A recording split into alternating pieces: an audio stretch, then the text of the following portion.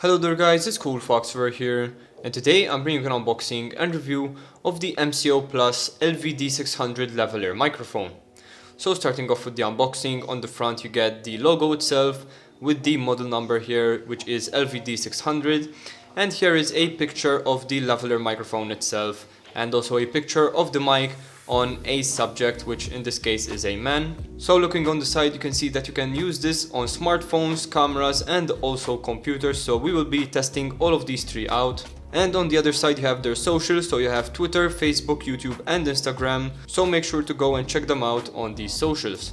And on the back you get a few more specifications here, but the most important things are inside of this table down here. And basically it states that it has a frequency range of 65 kHz to 18 kHz, which is a good range to pick up voices, so really there is no problem with this whatsoever. It has a cable length of 6 meters, which is very important as of course this is a wired microphone and not wireless, so having a good amount of cable length is always good. It is omnidirectional, so you need to make sure that you are in a pretty quiet area, so we will be testing it out in more detail further on. And it takes LR44 batteries, which are usually watch batteries, which are the circular ones, so if there are any problems you can easily swap it out for another battery. So opening up the box, inside you will get this little pouch here as well as a few papers. So firstly, taking a look at the manual here, opening it up you can see that it is really in depth, which is good to see.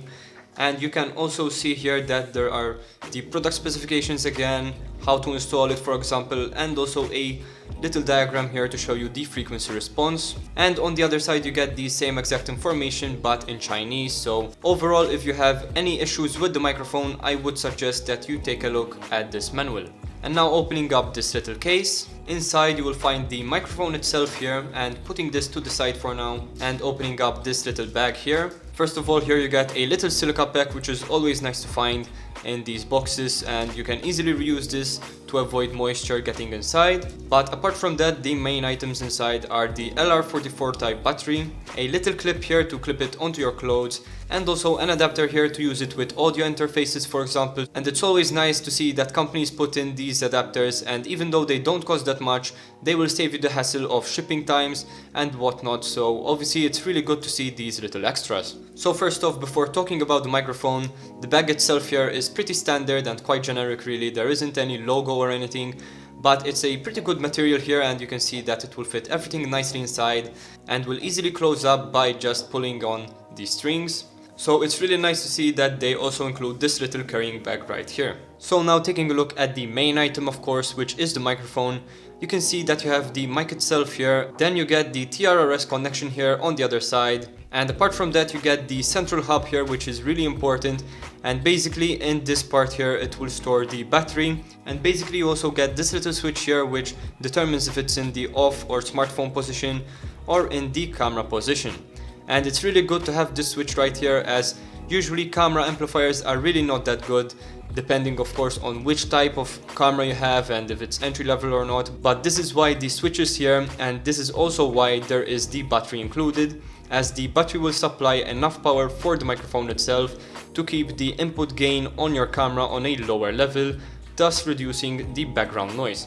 But this will all be clearer later on in the video when I actually test this out and I show you the difference in the input gain. But apart from that, basically the build quality of this central hub here is really good. It's made out of some kind of metal. It has also a rigid part here which makes it easier to pick up, and it also has a little clip here, so you can easily clip it either to your shirt for example, or your pocket, or wherever you're going to put this in. So it's really good to see that this is well made. The cable itself as well, as you can see, is really long, and in fact it was also stated on the box when they said that it had a cable length of 6 meters, so this is really good to see. So as I was mentioning before, basically this takes the battery inside, so all you need to do is open up this top compartment here via the rigid part and just unscrew it, and like that it will reveal the battery compartment. So flipping it to the back you will see the little spring here, and you will also see the plus symbol here on the top.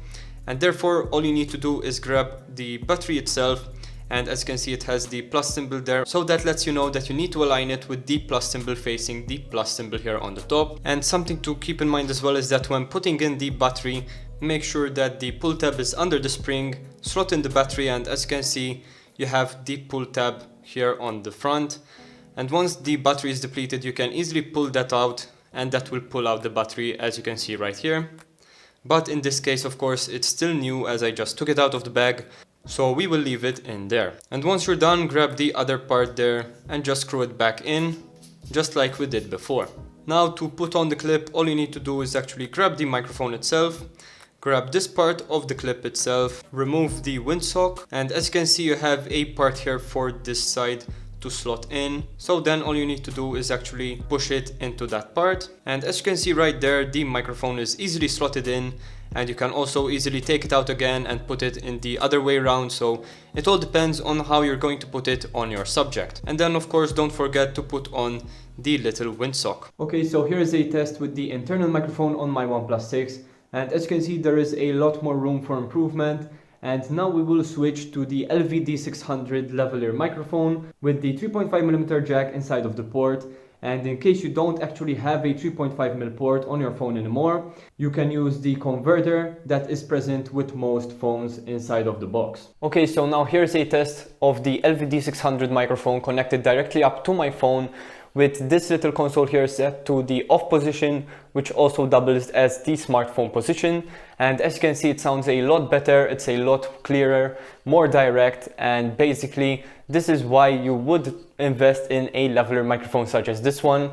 And now we will move on to a DSLR test. Okay, so here's a test with the inbuilt microphone on my Nikon D5300, and as you can hear, the audio is pretty bad and the input level is set at 15, and as you can tell, this is why a microphone is basically necessary if you're doing any voiceover or talking. So make sure to invest in a good microphone, and this one right here, the MCOPlus, is definitely a good option, but we will get to that test in a bit. Okay, so now here is a test with the Takstar SGC598, and the input gain on my Nikon D5300 is set to a level 8, with the microphone itself set to a plus 10 dB gain. And this is so that the input gain on my camera is at a lower level, because as I've been saying before, if it's at a higher level there will be a lot of background noise, so it's best to use the plus 10 dB gain, for example, if you have that on your microphone.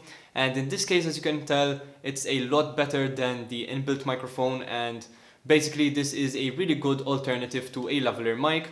But again, if you're shooting a subject like me here, for example, a lavalier mic is a really good option.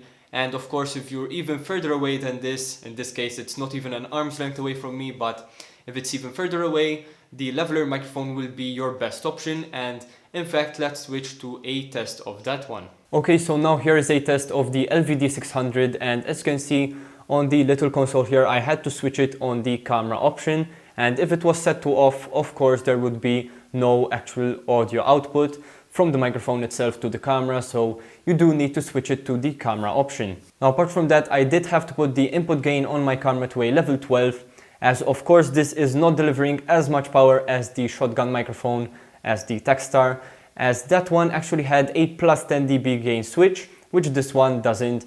But again, it still sounds a lot better than the inbuilt microphone, and as I've been saying, it really depends on the subject that you're shooting. So in this case, for example, it looks pretty professional on me right here.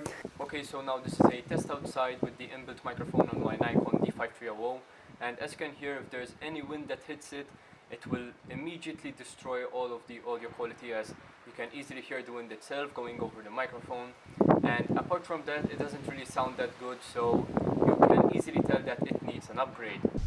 Okay, so now this is a test with the Takstar SGC598, and it's set to an input gain of a level 8 as it was inside, and the microphone itself is set to a plus 10 dB gain, and as you can hear, this is an immediate bump up in quality, and the wind doesn't sound as much as the inbuilt microphone.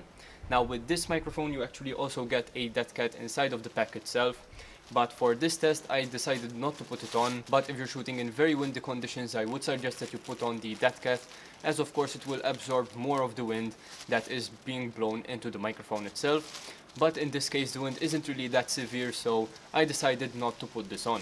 Okay, so now this is a test with the LVD600 lavalier mic, and as you can hear, it sounds a lot better than both of those microphones. So of course the inbuilt microphone is very bad, and the Takstar itself was really good as well, but this one is a lot more direct since it's directly under my chin, so of course it will sound a bit better. Now as for the wind noise, It's a lot less as well than the Takstar, I would say, as the wind isn't really hitting a big surface, since obviously the Takstar here is a shotgun mic. It has a longer barrel here which can pick up sound, while this one, which is only a leveler mic, as you can see, it's a lot smaller than this, of course. It will pick up a lot less wind since it's not directly hitting it as much as the Takstar. And I had to put the input gain to a level 12, but really that's not a big deal, as in DaVinci Resolve, for example, or Premiere Pro, or whichever software you're using to edit, you'll probably have some kind of noise reduction on there. If you're using this microphone with a cheaper camera such as mine, do expect there to be a little bit of background noise, which can be easily removed via your editing software. So I hope you enjoyed this video, guys. If you did, please leave a like and subscribe for more content. This was CoolFox, and I'm out. Peace.